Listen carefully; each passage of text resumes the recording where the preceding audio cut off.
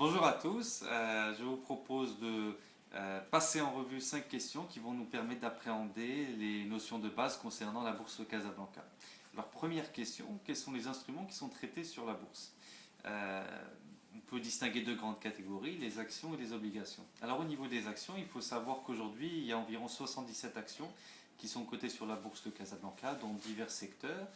Euh, alors Qu'est-ce qu'une action? Une action, c'est une partie du capital d'une société, donc ça donne accès au droit de vote. Et puis, donc, un investisseur qui achète une action pourra récolter chaque année des dividendes et pourra éventuellement, s'il achète une action et qu'il la revend plus cher, réaliser des plus-values. Une obligation, c'est un raisonnement totalement différent.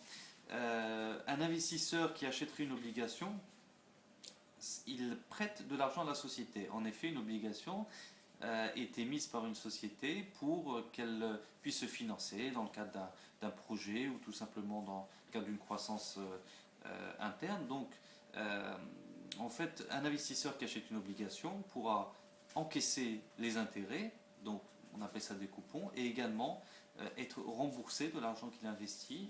Deuxième question, qu'est-ce qu'un indice boursier? Alors, bien entendu, on s'intéresse aux actions dans lesquelles on a investi ou dans lesquelles on voudrait investir, ou les obligations qui nous intéressent. Mais souvent, il est intéressant également d'avoir une vision globale du marché. Comment se porte le marché action marocain, comment se porte le marché action français. C'est pour ça qu'on a créé des indices qui représentent l'ensemble du marché. Et l'évolution de l'indice reflète le sentiment global des investisseurs par rapport à tel ou tel marché. Au Maroc, on a au niveau des actions deux indices principaux qui sont le MASI et le MADEX. Alors le MASI, c'est l'indice de toutes les actions cotées et le MADEX, c'est l'indice des actions qui sont cotées en continu. En ce qui concerne les obligations, on a un indice principal qui est le MBI, Moroccan Bond Index. Quatrième question, qui investit en bourse? Alors il faut savoir que tout investisseur doit passer par un intermédiaire qu'on appelle société de bourse. Aujourd'hui, il y a environ 17 sociétés de bourse sur le marché marocain. Alors il y a 5 grandes catégories d'investisseurs. Bien entendu, il y a tout d'abord les particuliers qui ont massivement investi lorsqu'il y a eu des introductions en bourse ces dernières années, mais qui se sont retirés parce que certains, effectivement, ont réalisé des moins-values assez importantes. La deuxième catégorie, c'est les entreprises marocaines, donc qui sont un peu moins importantes mais qui existent. La troisième catégorie, c'est les OPCVM, donc ce sont les fonds qui investissent sur la bourse de Casablanca. Donc ce sont des investisseurs très importants, de même que les institutionnels. Alors ce qu'on appelle institutionnel, c'est par exemple les caisses de retraite ou les compagnies d'assurance, donc qui sont également qui ont un poids très important sur la bourse de Casablanca. La dernière catégorie d'investisseurs, c'est les étrangers. Alors ça peut être par exemple des fonds étrangers, des sociétés étrangères. Donc ce sont des sociétés ou des investisseurs qui se sont retirés, qui ont commencé à se retirer dès début janvier, lorsqu'il y a eu le printemps arabe.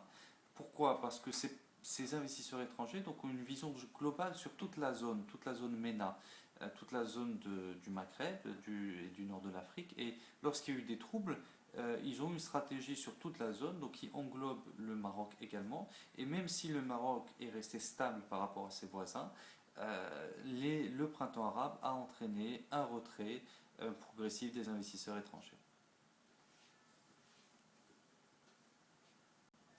Enfin, dernière question, qu'est-ce que le risque boursier? Alors, je vais vous proposer une petite introduction au niveau du risque action et du risque obligataire.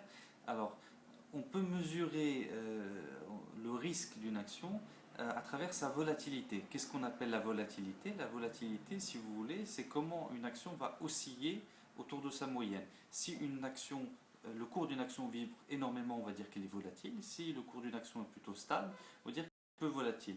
La volatilité, c'est quelque chose qui se calcule et qui est, on va dire, qui représente le risque d'une action.